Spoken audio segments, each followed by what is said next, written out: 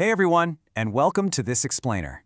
I am absolutely thrilled you're here today because we're going to look at something every single one of us has stared at for hours, usually with this miserable mix of anxiety and pure exhaustion.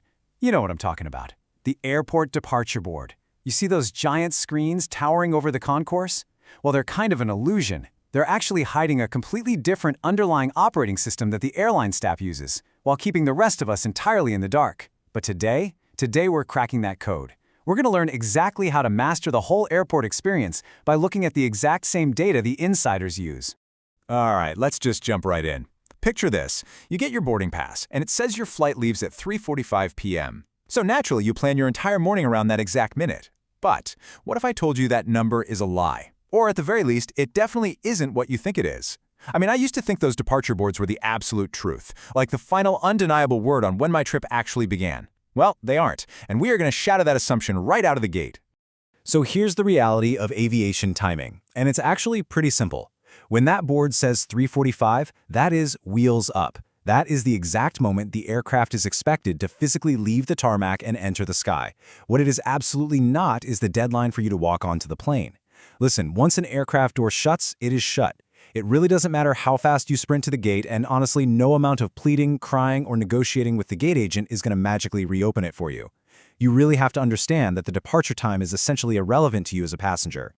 Okay, so here's our quick roadmap for today's explainer. We're covering 5 insider secrets. We'll start with the departure time illusion, then we'll decode gate changes, hit the real baggage deadline, figure out how to win the cancellation race, and wrap it all up with finding the quiet zone. Let's kick things off with secret number 1, the departure time illusion, and the actual truth hiding right behind those giant screens. You know, there is a massive disconnect here in how people behave. Passengers are just obsessively watching the departure time, completely stressing themselves out over the wrong metric entirely. Meanwhile, the staff, they completely ignore it. They are purely focused on the boarding time. The true employee move here, the real insider secret, is to treat the boarding time as your absolute non-negotiable deadline. Literally, if you aren't at the gate by the time boarding starts, you're already late in the eyes of the airline. And that brings us to the operational reality of a flight. Why on earth do they close the doors 20 to 30 minutes early? Well, it's not because they want to leave you behind, I promise. Closing up a modern commercial aircraft is this massive logistical event. It requires finalizing flight paperwork, calculating the exact weight and balance so the plane doesn't, fall out of the sky, doing final catering counts, and getting all the official crew sign-offs. All of this takes time, and here's the kicker. It can only happen after that door is permanently sealed. Moving right along to secret number 2, decoding gate changes. We're going to find the predictable pattern inside what usually feels like total terminal chaos. So, the absolutely crucial point here is understanding the technology you're actually relying on. Have you ever noticed your gate flipping like 3 times in a single hour? It feels totally random, but airlines actually cluster flights based on aircraft turnarounds and slot availability. Gates near each other will usually shuffle together during those peak morning and evening banks. Now, when that shuffle happens, do not just rapidly refresh your phone app. Your app often relies on a cache-delayed data feed. If you want to beat the shuffle, you have to look at the physical monitor at the gate. That screen pulls directly from the airline's central operations, meaning it will almost always update way faster than the computer in your pocket. Let's transition to our third insider secret, the real baggage deadline, and why beating this cutoff is probably the most important thing you'll do at the airport. Listen, if you're checking a bag, you can basically throw everything we just talked about right out the window. Your actual deadline is T-minus 45 minutes. That is the hard bag drop cutoff. Just look at how far ahead of wheels up that actually is. If you miss that 30 to 45-minute window, it literally doesn't matter if you sprint through security and beat the 20-minute door closure. Your bag is simply not making the flight. And depending on the airline's specific security protocols, neither are you. Checked luggage just operates on its own completely uncompromising schedule. This taps directly into the human psychology of the airport. If you find yourself cutting it dangerously close to that 45-minute cutoff, just standing in a normal line is a guaranteed failure. You need to walk straight up to a staffed counter. But hey, don't just panic at them. Use specific industry language. Say exact phrases like tight connection or close to cutoff. As this quote perfectly reminds us, staff prioritize based on the operational urgency they can clearly see in front of them, not the internal panic you happen to be feeling. You've got to give them the keywords they need to act on. All right, we are now at secret number 4, winning the cancellation race. This is where we shift our energy to the most frantic moment in all of travel, the sudden cancellation, and learn how to play the speed game. Take a really good look at this number, 100.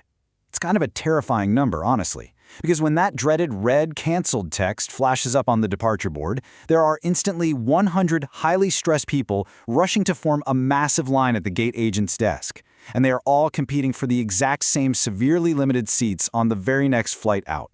If you end up at the back of that line, you're probably going to be sleeping in the airport. Our goal today is to make absolutely sure you are never one of those 100 people. So, to outsmart that crowd, you need a foolproof, actionable strategy. Step 1, yes, absolutely start walking toward the rebooking line just in case.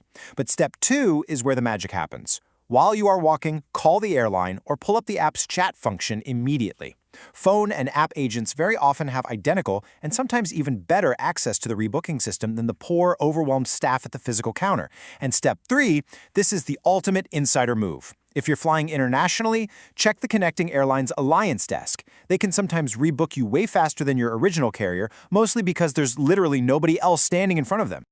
Finally, let's bring the heart rate down a bit and move to secret number 5, finding the quiet zone and escaping the relentless terminal chaos. Here's the thing. Every single airport terminal has these hidden dead zones. And the airline staff? They know exactly where they are because it's exactly where they go to take their breaks, away from all the noise. So, where should you look? Try checking near international arrivals during off-peak hours. Walk past the very far end of a long concourse where the foot traffic just naturally dies out. Or hunt for upper-floor food courts that require taking an out-of-the-way escalator. These abandoned spots are absolutely perfect for you to set up a laptop, charge your devices in peace, and just take a deep breath before you have to merge back into that chaotic boarding process. And that really brings us to the core philosophy of our entire explainer today. The airport system only feels stressful and unpredictable when you don't actually know the rules.